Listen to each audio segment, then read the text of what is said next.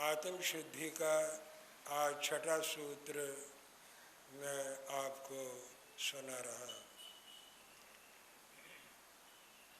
भगवान महावीर ने मन की एकाग्रता ये आत्म शुद्धि का सूत्र कहा है।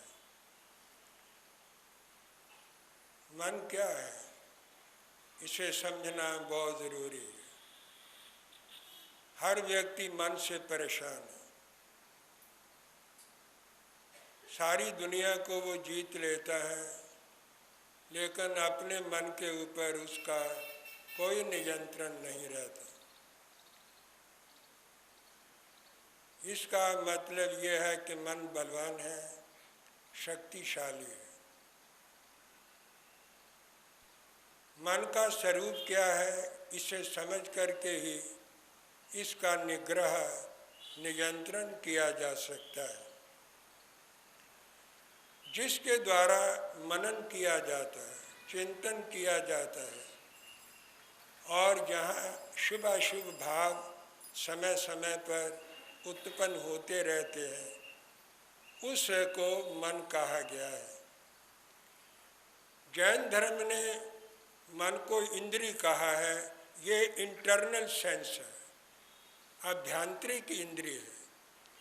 5 इंद्रियां बाहर हैं और मन छठी इंद्रिय है जो इस शरीर के भीतर रहती है। कोई भी इंद्रिय मन के बिना काम नहीं कर सकती। अगर कान सुनना चाहे, आँख देखना चाहे और ज़बान रस लेना चाहे, गंध अगर नासिका लेना चाहे और शरीर स्पर्श का अनुभव करना चाहे, तो मन के योग की बड़ी ज़रूरत है। मन अगर कहीं अन्यत्र होगा, इधर उधर भ्रमण कर रहा होगा, तो कोई इंद्रिय अपने अपने विषय को ग्रहण नहीं कर सकती। लेकिन मन को किसी की मदद की ज़रूरत नहीं है। मन स्वतंत्र है, आज़ाद है और इसको किसी के अवलंबन की कभी आवश्यकता नहीं पड़ती। ये अकेला ही काम कर सकता है। इसलिए शास्त्रकारों ने कहा मन इतना शक्तिशाली है कि ये स्वाधीन रहता है, स्वतंत्र रहता है। जो स्वतंत्र होता है वो विचरण करता है, आज़ादी से घूमता फिरता है। इसी को ही लोग चंचलता कहते हैं कि मन चंचल है। लेकिन याद रखिए, चंचलता मन का स्वभाव नहीं है। लोग कहते हैं मन चंचल है। चंचलता मन का नेचर नहीं है, स्वभाव नहीं है। क्योंकि जो स्वभाव होता है वो परमानेंट है, वो नित्य होता है, शाश्वत होता है और सदाभावी होता है, हमेशा रहता है। अगर मन का स्वभाव चंचल होता तो महावीर भी मन का कभी नियंत्रण नहीं कर पाते। उनका मन भी चंचल रहता, क्योंकि स्वभाव नित्य है। अग्नि का स्वभाव है उष्णता, वो उष्ण ही रहेगी। पानी का स्वभाव है शीतलता और वो शीतलता पानी से कभी अलग नहीं होती। गर्म कर देने के बाद भी वो ठंडा ही रहता है, शीतल ही रहता है। घंटे 2 घंटे के बाद फिर ठंडा हो जाता है। जिसका जो स्वभाव है वो शाश्वत है, नित्य है, परमानेंट है। तो मन चंचल नहीं है। तो हम किस दृष्टि से इसे चंचल कहते हैं, ये समझने की ज़रूरत है। मन स्थूल है, ये सटल नहीं है, सूक्ष्म नहीं है, ये स्थूल है और स्थूल जगत में लगा हुआ है। जगत में प्रकृति का स्वभाव है। प्रकृति रजोगुणी, तमोगुणी, सतोगुणी होती, इसलिए मन प्रकृति से बना हुआ है। लेकिन प्रकृति से बना हुआ होने के कारण कभी इसमें तमोगुण आता है, अशुभ भाव आता, कभी रजोगुण उत्पन्न होता है, संसारिक प्रवृत्तियां करता है, कभी सतोगुण हो जाता है, शांत हो जाता है, ठंडा हो जाता है, क्योंकि उसके अंदर सतोगुण प्रवृत्त हो गया है। ये तीनों गुण समय पाकर बदलते रहते, परिवर्तन इन गुणों में होता रहता। तो ये मन प्रकृति का बना हुआ है, प्रकृति के तीन गुण हैं, समय समय पर वो बदलते रहते हैं। इसलिए हमें मन चंचल मालूम होता है कि मन अचंचल है, लेकिन चंचलता मन का स्वभाव नहीं है, ये किसी कारण से है, प्रकृति के संयोग के कारण इसके अंदर चंचलता आती। भगवान महावीर ने एक महत्वपूर्ण सूत्र दिया। गौतम ने भगवान महावीर से पूछा, मन सन्निवेश न्याय न बनते जीवे किन जानाय, मन को एकाग्र करने से क्या लाभ होगा?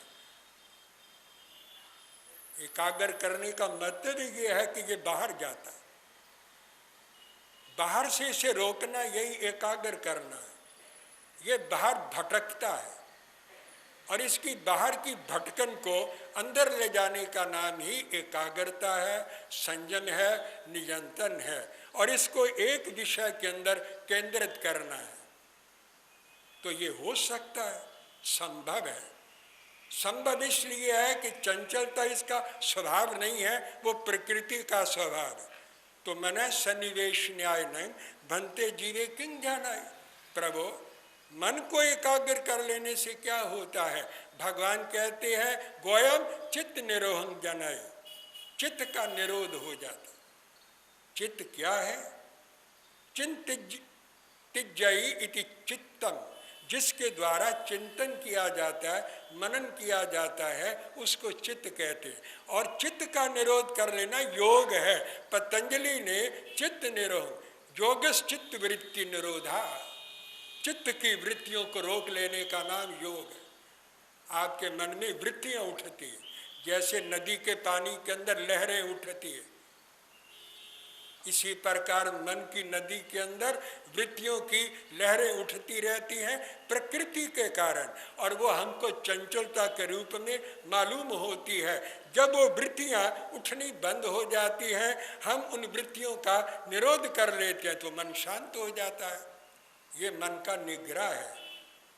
यही प्रश्न गीता के अंदर हम देखते, पढ़ने से पता लगेगा कहाँ क्या है। सब जगह अच्छा है, सब जगह ठीक है, सब जगह ज्ञान है, लेकिन ज्ञान लेने वाला होना चाहिए। ये बात अर्जुन ने भी उठाई और उसने भी मन को चंचल कहा है। चंचल भी मना कृष्ण, ये मन बड़ा चंचल है और बलवत दृढ़, ये बड़ा बलवान है और बड़ा दृढ़ है, मजबूत है। इसको अपने बस में करना कठिन है, और इतना मजबूत है कि बड़े बड़े योगी भी इसको बस में नहीं कर सकते। चंचल ही मना कृष्ण बलवत दृढ़ तस्य अंग निग्रह मन्ने वायुरेव सुदुष्करम। जैसे वायु को मुट्ठी के अंदर बंद करना मुश्किल नजर आता है, इसी तरह इस मन को रोकना मुझे मुश्किल नजर आता है। तो भगवान कृष्ण ने उन्हें कहा, मुश्किल तो है लेकिन असंभव नहीं है, इम्पॉसिबल नहीं है, कठिन है, दुष्कर है, लेकिन ये असंभव चीज नहीं है कि जो चीज असंभव होती है उसको कोई नहीं कर सकता। अगर किसी ने मन को रोका है, बस में किया है, तो संभव हो गया, पॉसिबल हो गया। जो काम एक व्यक्ति कर सकता है वो दूसरा भी कर सकता है। तो जो चीज संभव हो गई है वो असंभव नहीं है। इसलिए कि दुष्कर तो है, कठिन तो है, मुश्किल काम तो है, लेकिन ये नामुमकिन नहीं है। क्या तरीका है? असंशयी महाबाहो मन दुर्निग्रह चलन अभ्यास सेन्तु कौन्ते वैराग्यञ्च गृह्यते। दो कारणों से मन को काबू किया जा सकता है। मैं मानता हूं कि इसमें कोई संदेह नहीं, कोई डाउट नहीं, कोई शंका नहीं कि ये मन बड़ा चंचल है, अस्थिर है और इसको काबू करना कठिन है, लेकिन हो सकता है अगर उपाय किया जाए तो। क्या उपाय है? अभ्यास और वैराग्य। वैराग्य क्या है? बाहर से हटना, इंद्रियों के विषयों से हटना, काम भोगों से हटना, कषायों से हटना और बाहर की प्रवृत्तियों से निवृत्त होना और अंदर में सिमट जाना और अंदर में अपने आप को समेट लेना, यही वैराग्य है। अगर कोई व्यक्ति ऐसा कर सकता है तो वही वैरागी इसका अभ्यास कर सकता है और इसी का अभ्यास सफल हो सकता है। अभ्यास धीरे धीरे होता है, यकदम नहीं होता और ये चीज संभव है वैराग्य पूर्वक अगर अभ्यास किया जाए तो मन काबू में आ जाता। काबू करने का मतलब क्या है? इसको जड़ बनाना नहीं है कि हम इसको जड़ बना देंगे, सोचे ही नहीं, विचार ही ना करें, ऐसे कैसे काम चलेगा? 2 घड़ी के लिए तो आप टिक जाएंगे, कर्म क्षेत्र में क्या करेंगे? दुकान पर बैठ करके ध्यान लगा करके बैठ जाएंगे, लोग माली उठा करके ले जाएंगे, आपको पता नहीं लगेगा कौन दुकान में आया और कौन चला गया। वहाँ पर ध्यान क्या है? वहाँ पर ध्यान का मतलब आंखें बंद करके बैठने का नहीं है। वहाँ पर ध्यान का मतलब ध्यान रखना, कौन अच्छा है कौन बुरा है, कौन गाहक अंदर किस उद्देश्य से आ रहा है, किस उद्देश्य से जा रहा है, ये ध्यान रखना, यही ध्यान है और यही एकाग्रता है। अगर आप अपने केंद्र में एकाग्र हैं तो एकाग्र हैं, केवल आंखें बंद करके बैठ जाने का नाम एकाग्रता नहीं है। एकाग्रता का स्वरूप महाभारत के अंदर समझाया गया है। उदाहरण देकर द्रोणाचार्य कौरवों को भी पढ़ाते थे, पांडवों को भी पढ़ाते थे। दोनों द्रोणाचार्य के पास धनुर्विद्या सीखते थे, लेकिन वो बीच बीच में परीक्षा भी करते थे, टेस्ट भी लेते रहते थे। एक बार एक जंगल में सबको ले गए और एक वृक्ष के ऊपर उन्होंने एक लकड़ी का पक्षी बना करके एक शाखा के ऊपर बांध दिया, बांधा नहीं लगा दिया, खड़ा कर दिया। पक्षी लकड़ी का है। सभी कौरवों और पांडवों को अपने पास खड़ा कर लिया। सबसे पहले उन्होंने युधिष्ठिर को बुलाया, युधिष्ठिर इधर आओ, तुमको मैं धनुष बाण की विद्या दे रहा हूं, मैं आप परीक्षा करना चाहता हूं कि आप इसमें सफल भी हो सकती हैं कि नहीं है। आओ इधर, धनुष उठाओ और बाण उठाओ और ये देखो डाल के ऊपर एक पक्षी मैंने वहां पर रखा है, इसकी बाईं आंख में तीर लगाना है। उसने धनुष बाण उठाया और तीर मारने के लिए तैयार हो गया। आचार्य जी ने पूछा क्या नजर आता है, क्या नजर आता है? बोला मुझे सब कुछ नजर आता है, आप भी नजर आते हैं, भाई भी नजर आते हैं, ये सब वृक्ष संपूर्ण नजर आता है, डालियां सारी नजर आती हैं, पक्षी भी नजर आ रहा है, सब कुछ नजर आ रहा है, सब कुछ मैं देख रहा हूं। आचार्य ने कहा रख दो धनुष बाण, तुम इसमें सफल नहीं हो सकते, चले जाओ अपनी सीट पर बैठ जाओ। फिर दुर्योधन को बुलाया, उससे पूछा क्या नजर आता है? बोला सब कुछ नजर आ रहा। यदि कोई पूछने की बात है क्या नजर आ रहा, बस विनीत के अंदर अविनीत के अंदर इतना ही अंतर होता। उसने हाथ जोड़ के कहा था आचार्य देव सब कुछ नजर आ रहा है। वो बोला यदि कोई पूछने की बात है क्या नजर आ रहा, मैं कोई अंधा हूं, सब कुछ देख रहा हूं। उसने नहीं कहा तो वो ही, लेकिन तरीका है कहने का, अविनीत था। उसने अपने ढंग से बात कही।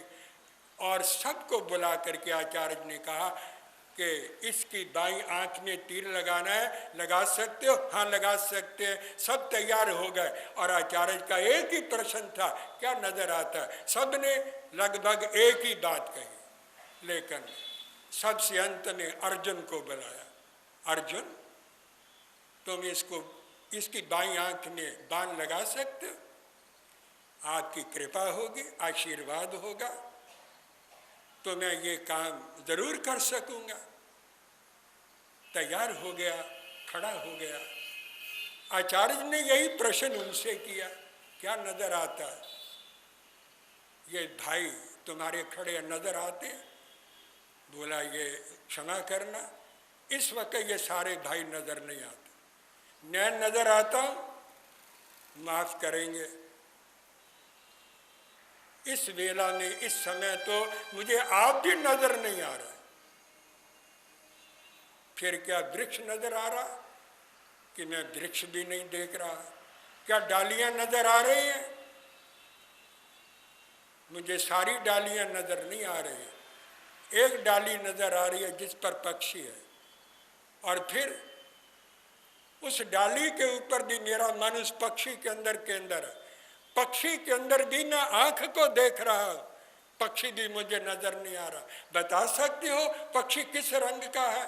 कि मुझे तो पक्षी का रंग भी नजर नहीं आता, केवल मुझे आंख नजर आती है। यहाँ पर मैंने तीर मारना है और तीर लगाना है, वही आंख नजर आती है, और उसकी वही मुझे काली आंख नजर आती है, और तो कोई चीज नजर आती नहीं है। उन्होंने सबको पहले कहा था अपना धनुष बाण रख दो, और उसको कहा तीर लगाओ। उसने तीर छोड़ा और वो ऐन उस पक्षी की आंख में जाकर के लगा, और वो पक्षी नीचे गिर गया। लकड़ी का तो था ही, और उठा करके देखा कि उसकी आंख के अंदर तीर लगा हुआ। आचार्य जी ने तीर ठोकते हुए कहा, शाबाश, मैं तुम्हें हृदय से आशीर्वाद देता हूं। यह है एकाग्रता, कंसंट्रेशन, अपने लक्ष्य को देखना, अपने ध्येय को देखना। जो चारों तरफ देखता है उसकी आंख के सामने ध्येय नहीं रहता। ये कंसंट्रेशन है, ये एकाग्रता है।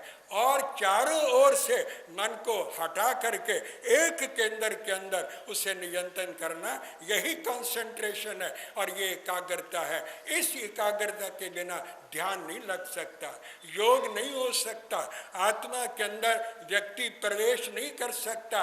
मोक्ष का लक्ष्य रख करके मन को इधर उधर घुमाता रहे, राजनीति से चलता रहे, किसी के राग करता रहे, किसी के साथ द्वेष करता रहे, किसी के प्रति राग की बातें करता रहे, किसी के प्रति द्वेष की बातें करता रहे, वो क्या लक्ष्य को प्राप्त करेगा? उसे जीवन के अंदर लक्ष्य कभी प्राप्त हो ही नहीं सकता।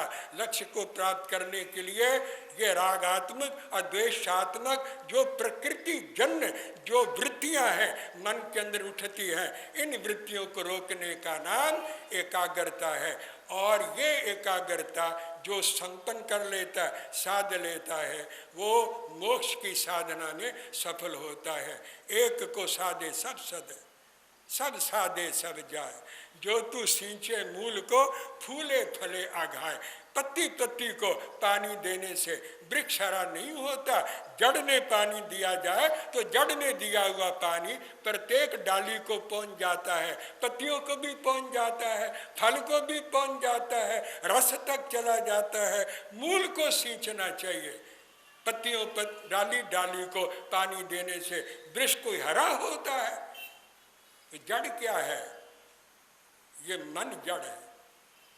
यही एक फाउंडेशन है मोक्ष की, इसको साधना है। एक को साध लिया जाए सब कुछ सध जाता है। लेकिन ये साधना कठिन तो है, मुश्किल तो है, दुष्कर तो है, लेकिन असंभव नहीं है। असंभव हो तो इसके लिए प्रयत्न ही नहीं किया जा सकता। असंभव के लिए कौन प्रयत्न करता? आकाश का फूल कौन मांगता? बांझ का पुत्र कौन मांगता है? बांझ का पुत्र होता ही नहीं। अगर बांझ पुत्र को जन्म दे तो उसे बांझ नहीं कहा जा सकता। और आकाश को कभी फूल नहीं लगते, पानी के अंदर से कभी माखन नहीं निकलता। निकलता है कभी माखन से, पानी से कभी माखन प्राप्त नहीं होता। इसी तरह अगर ये चीज़ असंभव हो तो फिर तो इसका कोई उपाय नहीं हो सकता। ये इम्पॉसिबल नहीं है, पॉसिबल है। अगर वैराग्य पूर्वक आप प्रैक्टिस करें, अभ्यास करें और मन को बाहर से हटाने की साधना करें तो मन एकाग्र हो सकता है और ध्यान की भूमिका बन सकती है। ध्यान की भूमिका बन गई तो कायोत्सर्ग की योग की भूमिका बन जाएगी। योग आ गया तो मोक्ष आपके बिल्कुल निकट है, आपके हाथ में है, आपकी मुट्ठी में है, आपके पास में है।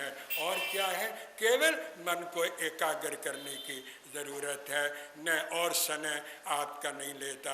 महत्वपूर्ण बात मैंने मन के विषय में आपको समझाने का प्रयत्न किया है। बस आज इतना ही। शेष कल फिर अगले टॉपिक के ऊपर मैं कुछ आपको सुनाने का प्रयत्न करूँगा। जय अहिंसा। ओम शांति।